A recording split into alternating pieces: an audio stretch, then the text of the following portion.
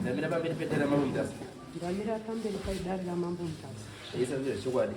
Zvese zvandichataura ndezvekuti ndikanyepa chabatwa nemhosva. Ndikanyepa chabatwa nemhosva. Mwari aribatsirawo. Mwari aribatsirawo. Pamusoro pechangamire ndini zeri yangu mai wemwana ari kurwara Ernest Matsatsa. Uyu mukomana.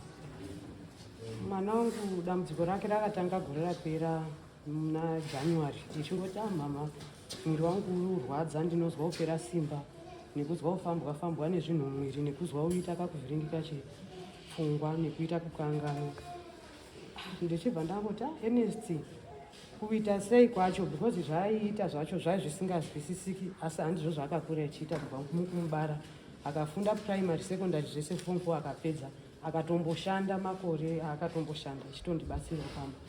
Saka last year ipapo ndope zvakangotanga kuita ikoko muna January. Tagara inibva ndamboenda kubasa kwendinombopota ndichienda kuitira kuti ndishandire mhuri yangu kuchihouse girl. Ndakaenda after Christmas yegore rapera ndichishanda December neJanuary kupinda February. March ndechiuya iye anga amboti mama handichadi kudzoka basa ndaombozorora ndichiteerera mwiri. Pamwe kushanda kwendaiita, pamwe maremba ebasa. Ndikati unenge watogona wombosarawo pamba uchisakurawo payadi petakarima nemumunda. Inini ndichishandawo ndinenge ndichingouya mahofu angu weekend. Ndatambirawo ndichingouya tichibatana pafoni paina nambuya. Saka ndazodzoka kuchigara pamba ndine shwiro yekuti iye achienda. Ernest uyu akati mama, inini mwiri wangu handisi kuzwa mushe. Kuti ndimanikidzire kuenda munozongozwa kuti pamwe ndadonha, kana kuti pane zvaitika, kana kuti munogona kuti ndiri kubasa ini ndatopumhuru. Bva ndati alright, kubva ngatigare. Mukugara taingoendawo munovabatsiri kuchechi techinamata techingobatsirwawo. Techingopuhwa zvekushandisa semuchechi, mvura dzekubatsirwa kundogesawo nekumwa. Tabva tagara obva azoti March ndabuda jairo rakatondiperekedza. Ndaida kubuda tisikuenda kutown. Uye obva andiperekedza kusvika kuchigayo chinoti chakarumbidza atorina simba dengura. Mukudzoka ndakazotofonerwa kusenderwa meseji yandakafowadirwa kuzi inini ndakuzvifudza nekuti kurwara kwangu kwanyanya. Handisi kuziva chii chiri kumboitika panyama yangu. Aiswera akarara akabata kuti ndiri kutsva kupera simba ikoko. Muka uyewo akati ndakaguta pachine chahiwa padi hapana. Ernest chiko akati handisi kuzvizwisisa. Pamwe pacho aingoti kwindi zviya zvekuti unoshaya ziva kuti chii chiri kuitika pamwana, zvaanga asingamboiti. Haamwi doro haabhemwe. Ndobva ndabuda kudaro ndobva ndakazwa kuti mwana wamwa mushonga maiguru maapi dzokai kumba. Ndikati echimwa mushonga sei iye atombondiperekedza. Zvikazi tiri kutoshamawo kuti chii chaitika. Saka ipapo ndaitopfuura mumanika bridge kutoenda mamutare ndoda kutoitwawo pay forward mbiri nemwana wasisi Mukunda. Kwauchibva ndangoti kwaupinda mutauni kwautotaurira Mukunda kuti uya nditambire zvendandakaya magwere nemutikiti gore rapera racho muna Machi zvazvakuizwa.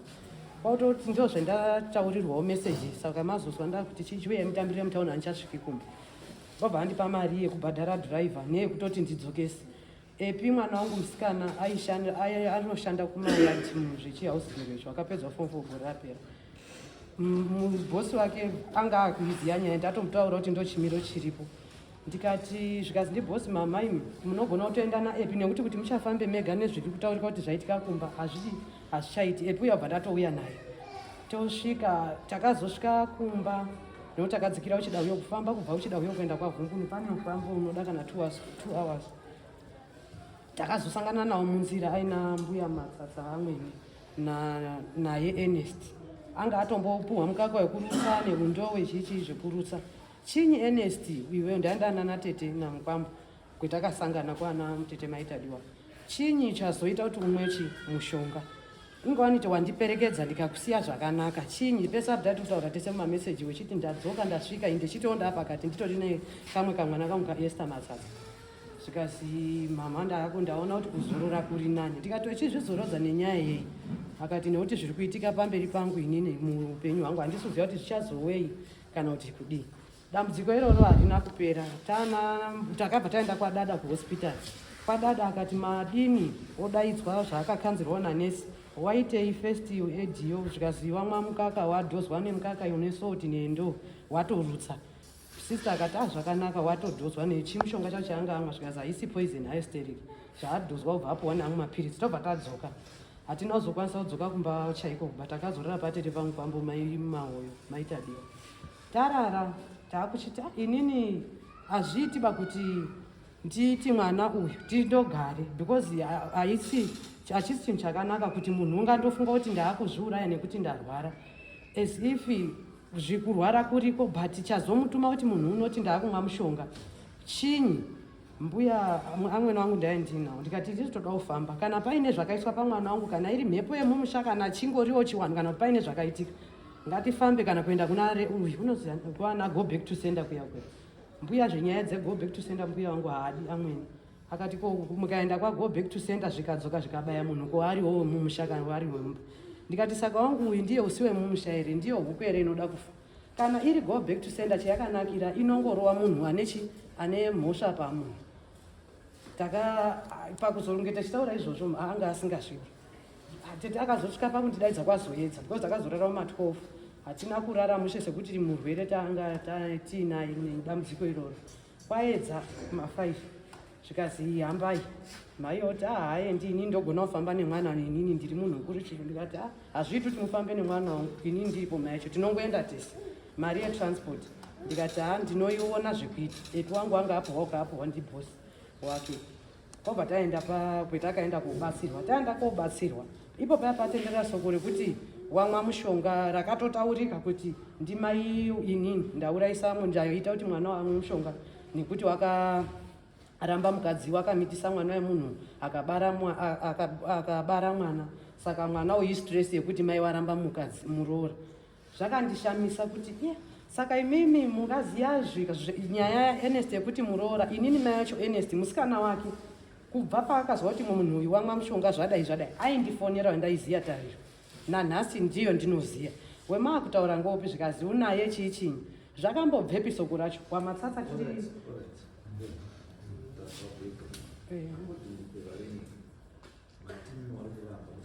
kurapisa mwana. Chakaitika mukufamba takambofamba musi wacho nambuya taenda zvobatsirwa titori nambuya zvikazi mumusha menyu mune ngozi but vanhu vemumusha vari kuzviramba ndo pendini nenyaya nawo kana mumwe mendai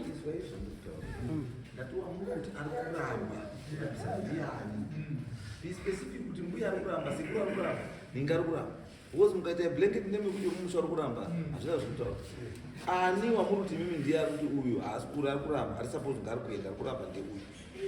Pendakatipa nyaya yacho iyoyo ndingandoti ndimbuya nasekuru matsatsa avo ngekuti ndakazouya after Christmas akati makadi uya musi wa25 ndikati ndaindiri pabasa musiyo ndaida kutonga ndiri kuholiday but ndakazi pachausgirl chitombobata unge uri pabasa ndashanda musi wandakazouya musi wa2 ndakasvikira kwambuya matsatsa kwaamweni ndauya techibva tazeuka chiri kunetsa mwana chii ari kunge karuvhiringika pfungwa hazvisiri zviri kutondinetsa kuzwisisa zviri kunetsa zviri kuvhirika handiti kuchipatara makamboenda petakaenda zvakazi hapana chiripo kare kacho taenda naye akambopiwe kuchipatara mamoxidini nemaparaseta ngekuti aiti musoro nemuchesti kudini zvaanotaura zvacho zvaakuda iye adi azvinji ataura.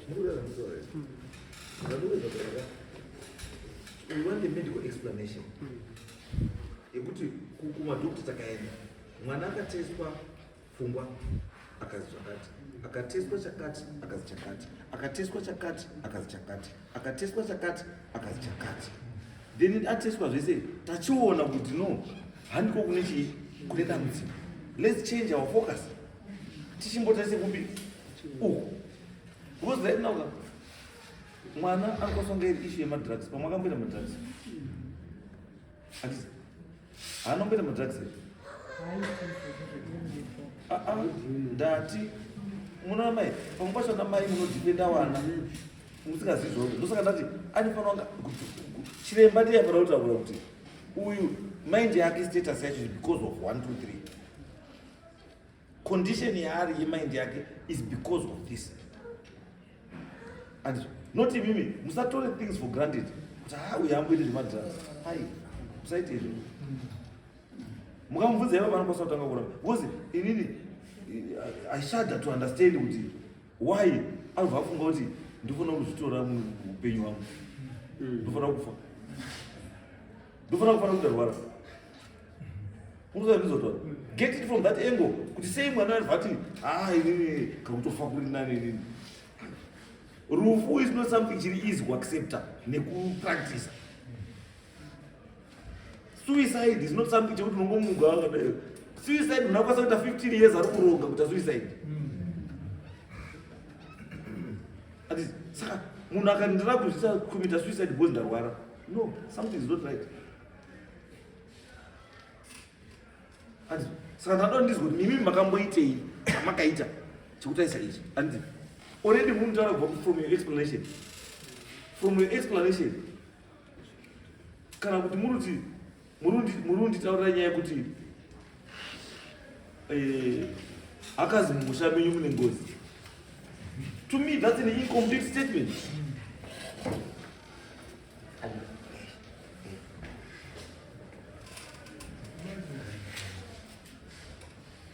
Mukati imimi mukati imimi takanzi musha menyu mune ngozi. Full stop. Hazvitauri chinhu. Bonde. Mumusha menyu mune ngozi yakakonzerwa naningi kana kuti nezvakati. Ngozi yenyu ndeyaJosephat Ishendi baba akaurawa gore rakati naningi. And then from there maana pekutangira semhuri. Because right now ngangoti musha menyu mune ngozi. And why ngozi yatageta mwana wenyu chete isina wawo isinotageta mwana wesa. Ngozi inoti here kana munhu paita ngozi pamusha inota kuti munhu afunga achinje pfungwa. Mukona zvizotora mbuya.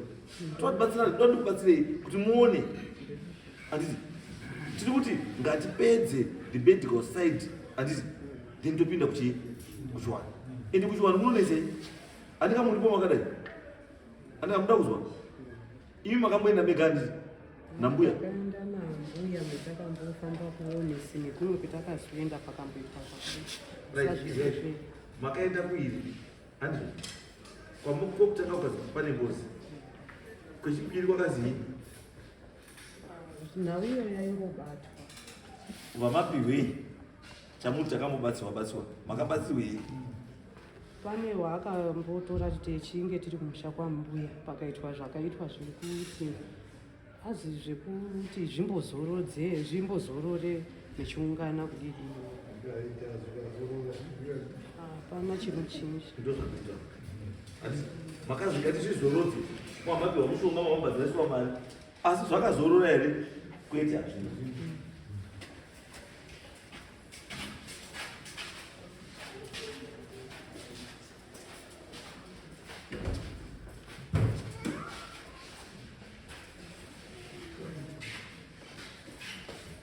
Hanzo zvakazorora here hazvina.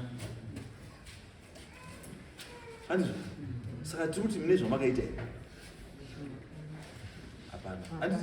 Saka ndokuti inini zvakafanana nenduti tangai panyowani muri yese yako nhasi iripo. Wachibuda izvozvi vanhu vairamba vachiti isusu hatifambi musha kana mada kuita zvemaita munongotora nane vanhu venyu moenda kumba kwenyu. Ndikati ndoenda kumba kwangu sei? Inini ndiri mwana mudiki musha mukuru uripo. Zvazviane kamwe kakawidzana kana kuti ndikada kufona hauchadairi mafoni angu. Wako vamwe vakandibloka vamwe vadairi inongoringa idairi. Wendaizotokwanisa kutaura naye sei asi kudaira musvikazi amai wakati handidi kutaura neni.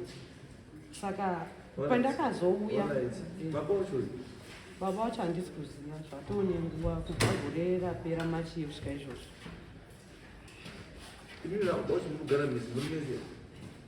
Munhu anongoti akangoenda achiti ndiri kuenda kubasa nanhasi hakuna foni hakuna chii.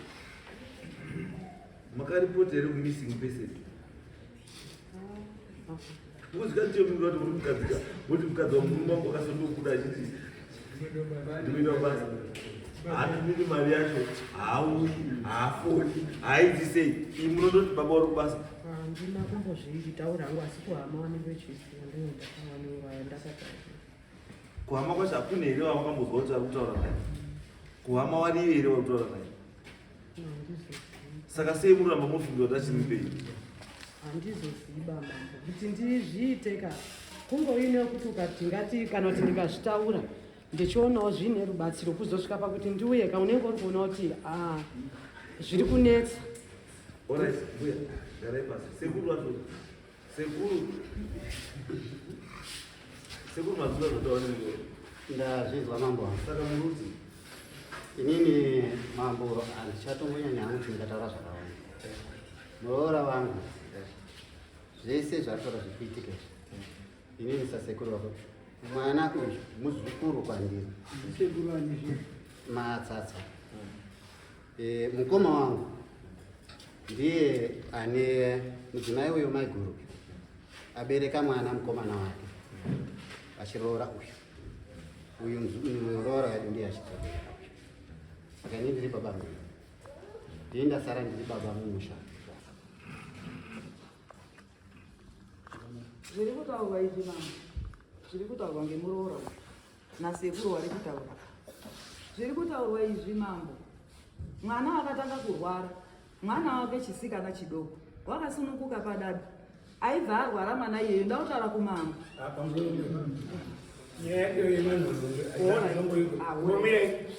mwana ururwara, mwana uri urwara koshuwa ndakaenda aichiitorana tikati tirapise mwana atanga umwa mushonga. Ininiwo ndakabvunza ndikati ndakazwa kuti mwana wanga ari kushanda kubonde une mwana yemunhu akaitisa pamwiri pamwe ndizvo mwana muduku weji yake ungofunga kumwa mushonga wekuzviuraya here. Ndatoneseka ndaakutobvunza iyo ini ndingoi ndingogara kwangu ndega handigari nawo bapatore nekanhambo kekutoti ningotoyambuka wakarwizi kutodini kutoendawo kumba kwake. Saka mandizido ndiwo akachizondifonera foni yanga yakadzima ndozoona ndatumirwa mwana kazi azi mbuya Matsatsa uyai kunenyu kazi wazenesi wamwenyi wamwa mushonga. Asi ndakasvika mandizidowe kwanguyo atora ndowaimisa ididi nairusa ini kwakutakura mwana ndikati zvino mwana haarari pano bo baba munino wacho mari yezo musine mari ketu mari endai nemwana kuchipatara aoneke kuti ndiri kuti mwana uyu pakaenda kucheketwa nasekuru vakasvika mukati mwana uyu haarari pano here ndakaende uko kwasekuru uko handizvo ndakataura ba mwana uyu kuti tiende kwasekuru ndakatobva green side kune mukunda wangu ndichibva ndateera iwona ndiri kuti mwana uyu chimboende naye pawellness pachechi pedu kuhope house ungomboedza udini kubatsiridzwa. Saka ndakasvika iwowa watosumuka sekuru wacho aripo wakabvunza kuti mwana haune musikana wakambofimba here. Wakabvunza mubvunzo iwoyo wakabvunza kana akaramba Mwari ndiye unoziva haune musikana wakambofimba here. Kazi ndakafimba. Kazi wangani? Kazi watatu. Kazi wakarambana nawo mune zvakadini zvakanaka here. Kazi ndakarambana nawo mune zvakanaka. Ndiwo mubvunzo wakamupa sekuru. Tochi watora toenda nawo pawellness wobatsiridzwa pawellness. Ndikati aiwa hazvine ndava mwana ndida kuenda naye kumasvingo kuchechi kwedu ndozvendakaita. Uyu uripo asi wakati handidipo achibva achizouya wakafonera baba munini wacho akati taibvunza mwana izvo tangomurapisa mwana zviri nani here. Kazi mwana wangu waraiti mwana zviri nani here wese ukamanozviziva mwana wangu uri raiti uri nani here mwana iyo tisiri kumuona api ari. Kazi mwana wangu uri raiti mwana wangu uri raiti. Tondogara tozoti apa taakuda kuenda muna August ada kuenda musangano wekugumisira wekudzaka gomo masvingo tizwa wabva afona iyeyi. Kazi baba munini kufanira baba munini wacho ndoda kumboya kumba mwiri wangu waramba uri kudini uri kurwadza. Kazi ndi baba munini wacho maiyo zviripo ndikati enda auye ndiwe baba wacho uripo baba wacho yetisi kumuona mwana uri kutaura kumba kwake kwakutofonera minista yedu anga nitondi. Kazi baba wano nditoreroi mwana undi uriroona yapa handina mari kwakuuya nababa munini wacho kwakusvika kumba zvakanaka asi zvaangoita manje kuti ati abatsirwe zvazvisikabudi kubatsirwa. Baba munini wacho wati zvona angadaidza kuti uya hako kunoti kufambise tikurapise anga ane pfungwa yekuti ndichatora mwana inini kuenda naye kuchechi kwedini ambobatsiridzwe toona kuti dambudziko rake riri pai. kuti taona mari pfungwa iyoyo ndaifunga kuti aende kwadhokota ambotariswe kuti kuteika njerere kana kuti ambotaika njere taitonesekawo ndizvo izvozvi izvozvi zvimuruzwa kuti takauya kwababa munini takaenda neharare svikaikwa baba munini kubudiro baba munini akati aiwa mwanangu muzukuru wangu hazvinesiba iwe chidini chiendai kumba otore mhaiya wako mutauni ngekuti mhaiya wacho ogara kutaundi otore mhaiya wako pakrisimasi mouya takaungana vamatsatsa tese takaungana semhuri hawana kuuya pakrisimasi wakazoya krisimasi yadini yanga kupera ndikati mainini zvomauya krisimasi yapera wana wapera udzokepi kumabasa saka todini kaindafonera baba munini wataura wasekuru wataura kuti ndiripo ndikati zvinenda ndodini tobira kumba kwasheko takafuma tikabira kwababa munini kuti tizive kuti mwana uri kuya kobatsirwa anga akutomisidzana nasekuru mumba mwake kuti ndingokudini ndingokuchaya saka zviro zviri kutinesa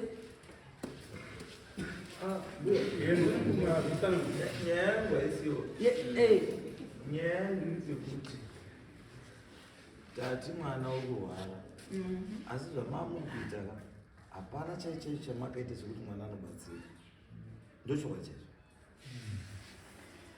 ngatitange panyowana kuti mwana aite sei batsira ndosandati tibva pana mangwana handisi mwana ngaamboende kwadhokota tisati tatanga zvemapostori nemwana enaini mwana kwadhokota mwana atariswe azemenwe aone kuti dambudziko rake musoro riri kuti aite zvakuita chii akamuudza munokwanisa kunga muri kutatakurana nezvinhu zvina nebasa rese mukatanga dzemapostori nechii nen'anga munoziva zvinduta baba wacho wakambotaura kuti mwana ngatiende kwadhokota aiti pamwe mai wacho uchauya naye haazi kutomboya naye ndosakataimbuya zvakaitika zvakadii tikuti ngatitange pai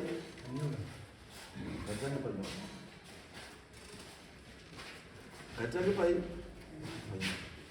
tatanga panyowani ndiko tibatsire chii ndiko tibatsire mwana because at the end of the day imimi zvenyu zvakanaka asi zvake mwana hazvinodii hazvina kunaka zvisi mwana sekuru wataura baba ucho handimuzivi ndongozwa ndo panongoya kofirita apedza kufirita mosquito dzapa ukaenda hazvinakidzi that type of life hatiidi handizvo tuti ngatiwane pekutangira ngatitange chinhu tiite chinhu chakanaka chisingakanisi asi chiri kutibatanidza ukama kuti titi sei tiende mberi because this is a problem yefamily imi unokwanisa kamufunga kuti problem yechii yake namai wake but handizvo mangwana chinomuka chaamako unozoda vamwe kana chaamako handizvo saka ngatizinya iyo hanazobvunza muba zvokuti mwana igara sei nechii nechii ndo zvinhu zvandikuti mwana paanoenda kuna kanzera kuchipatara anosvika oita pour out upenyu hwake hwese kukura kwakaita nechii zvese kanzera ndiye anobva achiziva kuti okay saka chiri kuafekta mwana musoro handizvo chinhu chakadii kumashure chakaitika saka akuda kuti achiende papi for rehabilitation kuti adzoke paupenyu che kuti aite normal zvinoitika izvo kuchipatara wariko wane basa ripi iroro wariko handizvo isusu tingakwanisa kuenda kuchechi tikaenda kuchechi tikanamata tikarowa ukuri tikadii but zvimwe zvacho hazvinoda kurowa ukuri kana kuita seva zvinongoda mapirisi zviri kuda chii kuti zvimire zvakanaka handizvo here mbuya zvekuti zvekumashure ndati zvimwe zvacho ngatikanganwe asi ngazvitibatsire kuti tiende kumberi yeso pamusoro yechangai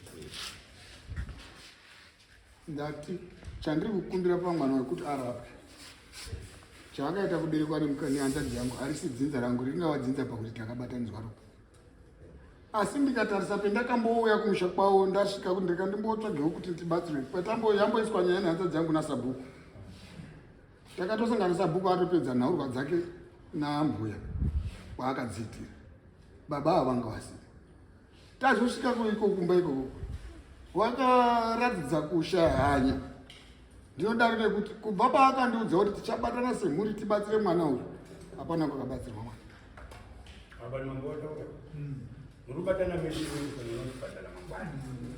Paazobva pamusoro wemachakamira paabva kumba kwangu achizi ndase mbuya yake toda kuona kwekumubatsira aienda kumukunda wataura uri kutauni rimusaidi asangana mutauni paakasangana mwana unonditi tete wakanditi uri kuda kuputsa musha wedu nekufumura musha zvakapa kuti mwana azotaura chobari chezvaakaya ari mudiki zvaatondera kuti maybe ndo paane dambudziko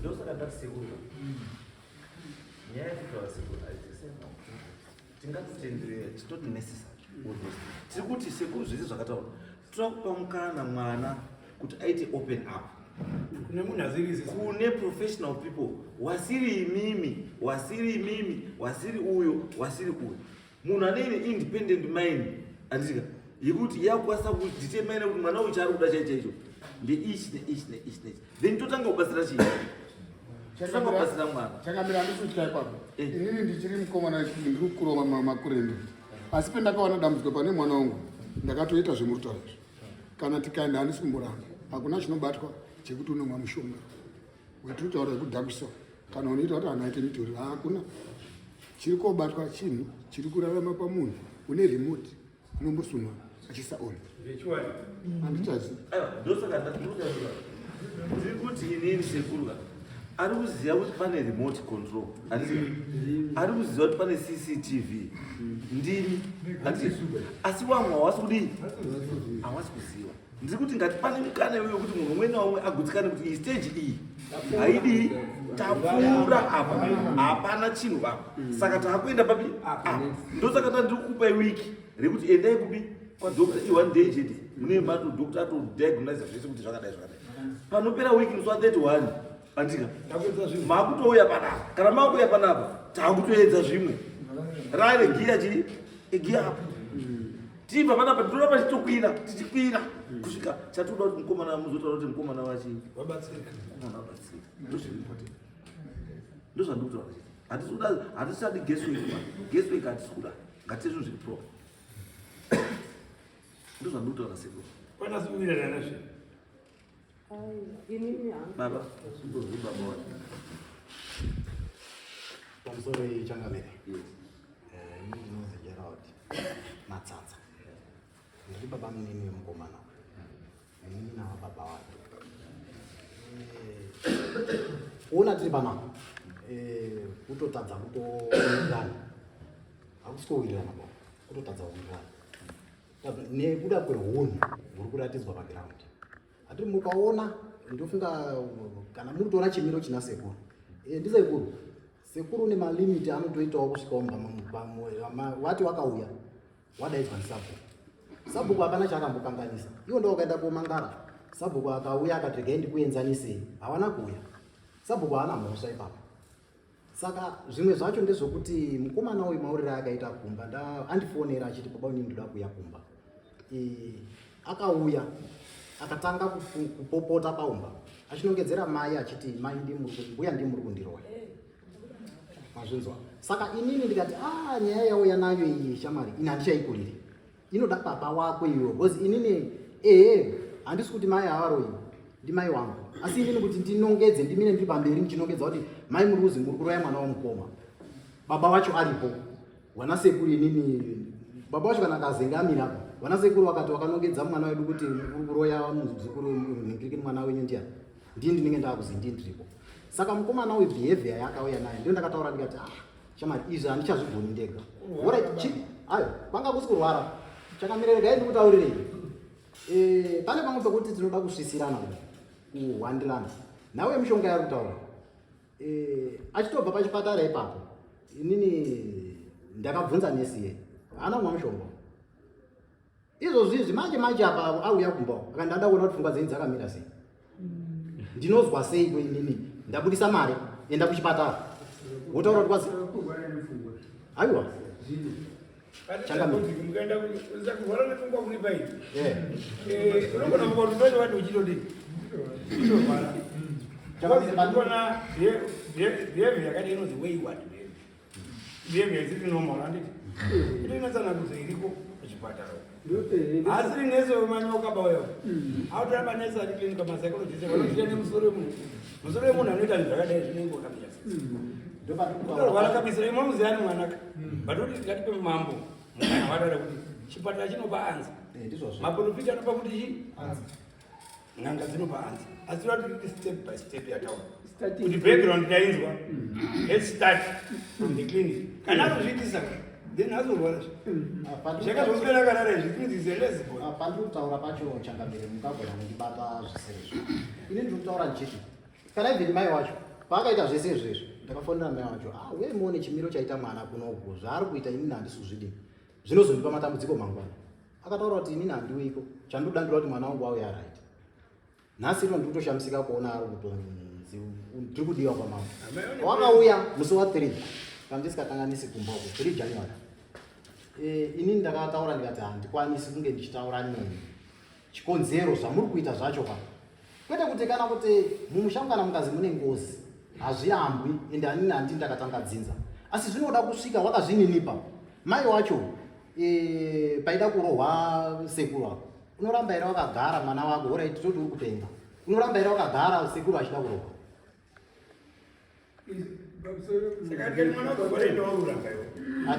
kana mwana achida kurohwa sekuru kana mwana akurwara indawaiwo kuramba ina handisi kuramba then kutaura zvakafanana mwana wedazuka zvakadini munhu ngaabatsirwe imi mubleme ini ana maika mukoma wako hasi kuya kuona mukadzi uye ndiye experience iwe namukoma wako nemukadzi ndimbu neropa iyi handiti batsirei munhu tikaibatokoblemana akuisoazvise ini ndiri kutaura pari kutaurwa nasekuru kuzi ndoda kuti mwana abatsirwe hatina kuramba kungobatsira kwameso saka changamire paari kutaura ka pekuti endai kumadoctors handisi kuparamba asi kumadoctors hakungoendiwi kunga tiri kuenda kungoti tiri kuenda panoda mari saka izvozvo izvo zvacho ka zvinoda kuti tizive kuti mari yacho iripo here panguva yacho changamire wati next week ndinenge ndakubamarisa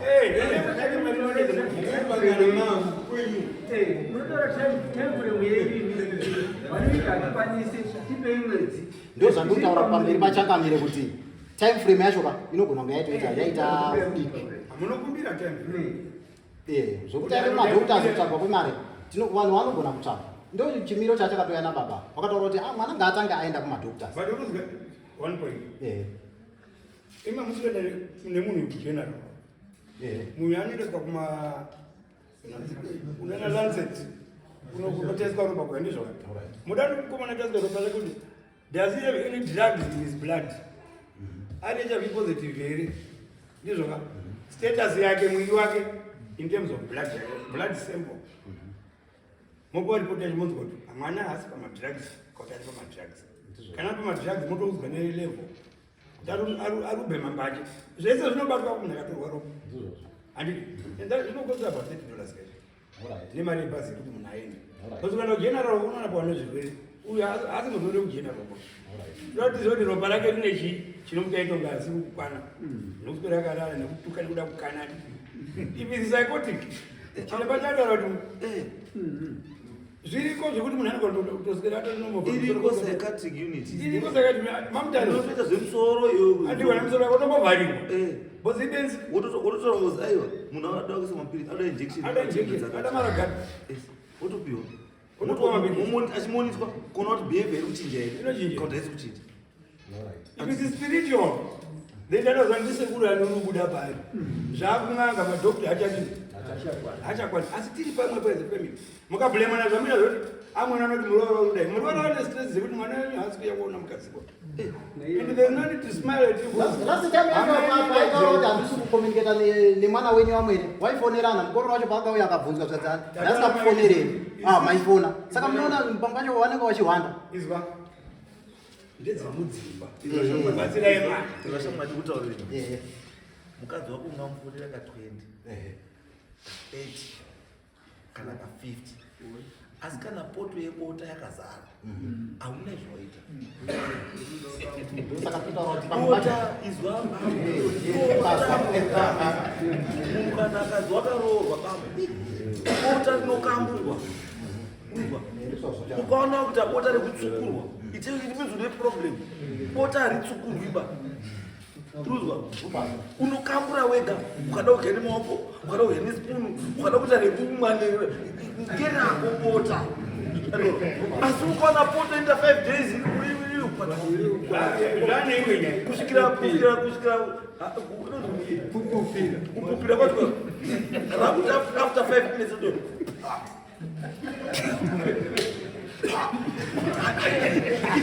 Pota nadi. Raneta, don't spot raneta. Kana sadza kupika hatichaiti. Unobika sadza mbota. Saka uyu mukadzi une stress mbiri dzakakura. Dzikuti wani mwana uri kurwara. Apa mukitchen poto yeporridge yakadini? Yakazara. Foni haipi munhu porridge ba. Uruzanwa? Ndakatoda kuti imimi wokuside kwenyu hama yenyu itaurirei. Igadzirisa. Muchigadzirisa izvi asi kune chimwe chiri marital. Ndo chatinotaura chiri marital manje icho checho. Chine zviri kuseri. Chine zviri kuseri. Imimi mazvakuta kuti problem yakuita imimi these two families. Muri kubatanidza chinhu chiri marital necondition yechinhu. Tiri kuti zvemarital zvichaikupi? For now, and chipotira nechi asi weni muchimudiri muchimupawo mazano kuti bambo unoita uchiuya izvi munoita izvi paizvi handiso angona izvi munoita zvazvidii handiso kungoti henyu ndoti kuti nditi baba munini makazvibata kana kuti hamuna handichazivi hangu asi vari wana baba munini wamwe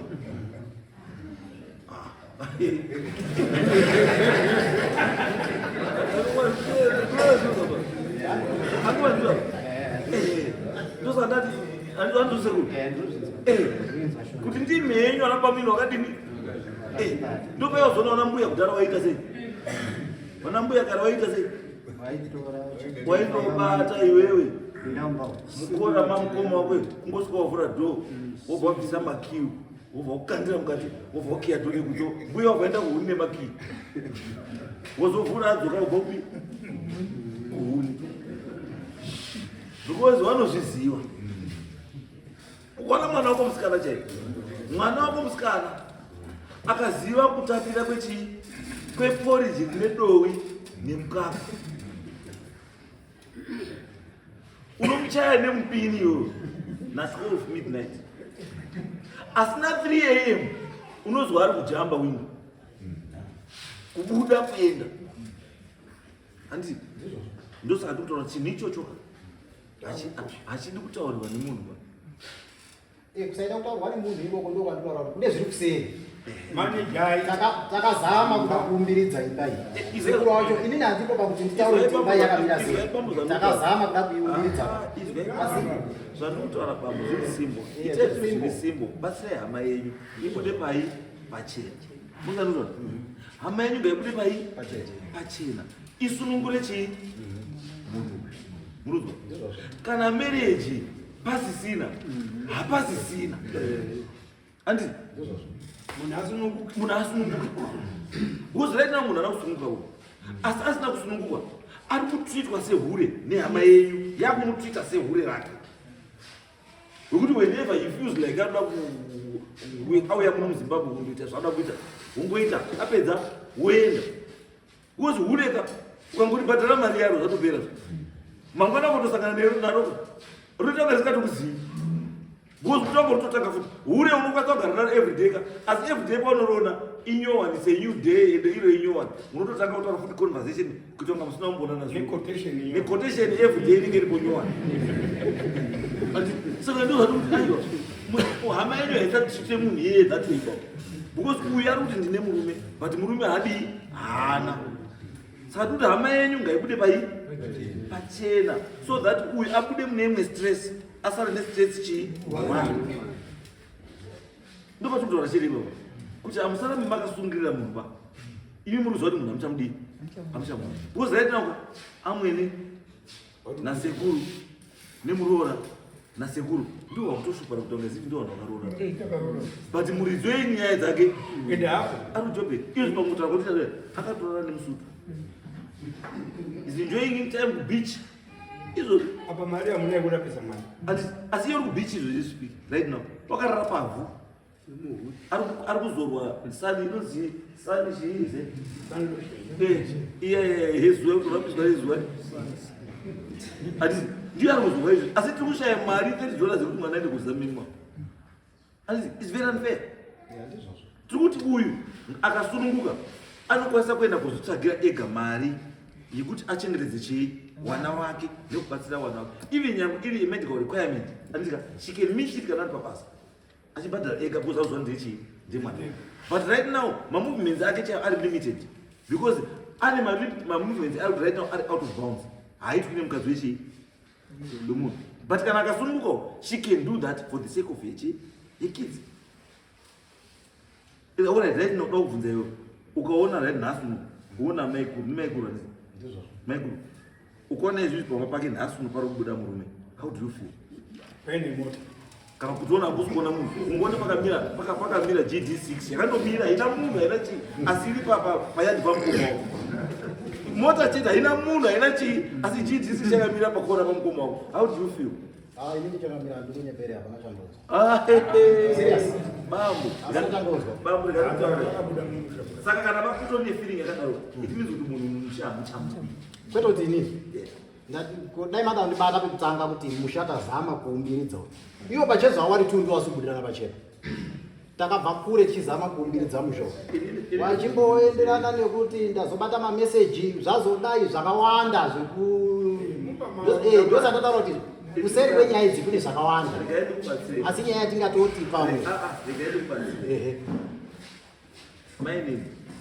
mainini mukaona kuti life yakunetsana mutemo unokubvumirai imimi kuti muzvisunungure muendese gopuro kana zvanetsa endesai ndimi gopuro musununguke pane kuti murambe makasungwa nenyaya kuti pane munhu muri funga kuti achanza gopuro asi haaunzi gopuro munoziva zvemuzva itai zvokuti upenyu yenyu kunakidzei mwana nyange uri mubhedha chaivo ukaona mukadzi wako uri wekuti every time tarisa kuno ukangoona uine katendensi kuti mukadzi wako tarisa kuno siya something is not right in that house something is not right in that house mukadzi anotena ega kana murume anotena ega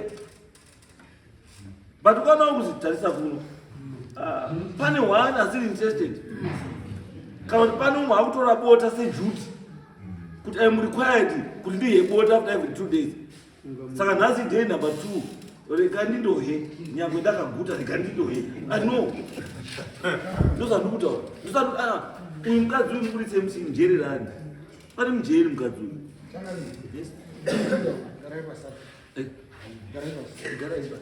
neungano tikateerana nyandiro yedu anoimba machezi odati mukadzi anokupa rudo kamwe chete kana ada iweyo anokupa rudo rwakadini rwakaperera hanzadzi yangu ndo problem yake that's why munhu atuchema wasangana nezvakawanda pendakamboda kubatsira muzaya wangu ndakabudisa kuti kuna vanhu vanoita zvekutadha pfungwa ndakura mutaura akati mutarisa akamubvunza zvese zvekubva ari mudiki zvaakafungidzira iwo kuti ndofunga ndokwakabva hori yese yaakutambisa although uine zvimwe zvinati zviri fisha zvineone remote yaanoti on off zvamataura ni zvakanaka mangu ini chandoda kuti muzukuru wangu avewo mutano akava mutano zvaachazviitwa nemadzibaba ake ndezvimwe asi kana asimba let's take the first step yatataura tobatsirana from there isusu tichaitaura sei chizviye zvakanoita zvatajaira kuita kuitawo kuti tibatsire vanhu vakadai is not the first asi your first case yatasangana panoyo akasungwa netambo kusungwa but nhasi nowanouya kuti yadzidzisadza kuti mambo zvakaita ndosati kuti iyi condition inopera asi chinodiwa pamwe kwacho is to be iwai committed kuti munhu wese do your part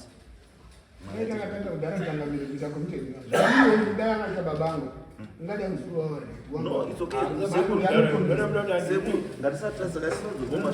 ngatisadzogoma shure ngatichitangire patati ngatitangire dzikisai nyumaoko ngatiende kuchipatara tiite medical report yatataura todzoka pano after the medical report then topinda munext game batsira hande vabereki bandakavapawo wangu musha. It's about 7 to 8 kilometers kubva pamba pangu kuenda pamusha pamukoma wangu, asi ndingori mudunhu rimwe chetero zvangu. Ini ndiri bhuku rabvumbuti, ava vari bhuku ramukoiwa namukoma. Saka ndinongota zvekutongonzwa kuti hazvazodai kana pakama muzukuru wangu ipoipo, muroora wangu haana kumbouya kwandiri kunditaurira kuti sekuru pane zvakati zvakati. Handina kumuona uyo ari apo kana ane zvekutaura anotaura. Akauya akasvika pekuda kunzi akuzvisungirira. Muroora wangu uyo haana kumbouya kana kundiudza nyaya iyi kuti ndo zviri kuitika. Akadaidza akaenda kunomoripota pasabhuku nyaya yake. Ini ndandigara hangu ndiri kumusha, mudzimai yangu ndiye anogara ari kumusha. Ndinouya zviya zviya zvekudo kubasa nguva. Saka ndakatozongonzwa zvokuzi mangwana kune samanisi iri kuno yabva pasabhuku ndotodiwa kadare. Ndikati dare rei? Ndakatodaidzwa sabhuku nemhuri. Ndikati zvinhu zvizvo zvinofanira kungawo zvine nguwazvo. Zvazosvika kwese kwasabhuku muroora wangu. Wambotaurawo here nemhuri, kungotaura hake nemhuri chete kuti mhuri wemwana tine dambudziko rakadare, tichigara semhuri, tichionawo kuti mwana tinomubatsira sei. Alright, second, upon the first one, issue procedure, protocol, and everything. But at the moment, I don't do that. Chatukuda right now, kuti mwana ari kurwarawo, toita sei? Inini izvo ndakanga ndamutaurira muroora. Ndakamuti sezvinhu zvaakupinda kunyaya dzaari kutaura kuti ndandimwe dzizwa dzengozi. Ndikati aiwa, nyaya dzakadaro hadzichadi inini ndega. Mwana ana baba wake. Baba wake anofanira kunge aripo achinzwawo nyaya idzodzi. No, now that baba wacho haapo. Ende mukadzi unototaura kuti ndatoona nguva handitozivo gore ratopfuura. No communication, nothing. Saka imuda kuti muroora amuonepi mwana wenyu. Right. Izvozvo zvese ndakamupawo muono wangu. Ndikati mwana hachitangi taenda kuzviprofita kana kuenda kun'anga. Ngatiende kwadhokota aoneke kuti chii chiri pamwana. But ivo vari kuconcentrata nenyaya yekuenda kuchiprofita nekun'anga. Ini no option yangu yanga iri yekuti kana mwana arwara zvaari kuita izvi, tinogona kuenda tichionawo kuti Dr. Ningi aongorore. Ende ndakabvunza futi zvese izvozvo semwana ndisingagari naye.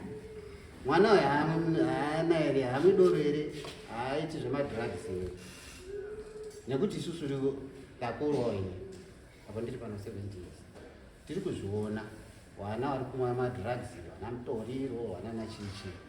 Haatauri kuti ndiri kudai, but maaction ari kuitika mazuva ano ndiwo iwayo ari kuitika, ekuti mwana haatori upenyu hwake so simple kuti kuzvisungirira kana kuita chinhu chakati, warungoita masacrifices. Saka ndakati inini ngatitsvage kana doctor anoona mwana kuti chii. Hapana option yavari kutora zvimuudza kuti apa akatondiona ndipo ndakauya kuchida kumudzadzano iroyo azvauya kutoripota kuti zvataakuita majisekuru. First step tibva panapa, mwana ngaenda kuchipatara anotariswe rwanda, achatestwa ropa, achatestwa pfungwa, zvese. Handiti toda that medical report kuti tizwe kuti condition yemwana musoro nechii zvese zvakamira sei. Handizomaita zvaere manje tiite sei kana tadaro musi wechi 31 next week. And next week modzoka pana nereport yekuti mwana kwadhokota kwanu zvakati zvakati. Kana kwadhokota kusina chiriko, then toenda next stage.